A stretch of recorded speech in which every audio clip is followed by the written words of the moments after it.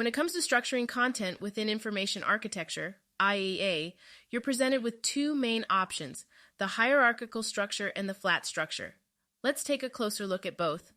Hierarchical structure is akin to organizing files into folders on your computer. It breaks down content into a hierarchy of categories and subcategories. For instance, if you're designing an online recipe platform, you could have a main category like desserts, with subcategories like cakes, cookies, and pies. Each subcategory could then further divide into specific recipes. Hierarchies offer a clear sense of order and help users navigate step by step, like flipping through sections in a book. However, they work best when there's a limited number of categories to prevent overwhelming users.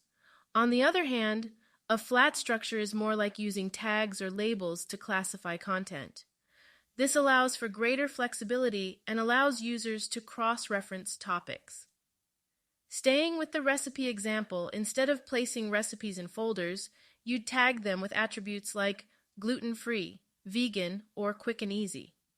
While this offers more freedom, finding specific content can be trickier without a robust search function. Choosing between the two depends on your content and user needs. A hierarchical structure is great for clear navigation and organized content, while a flat structure offers more flexibility and encourages exploration.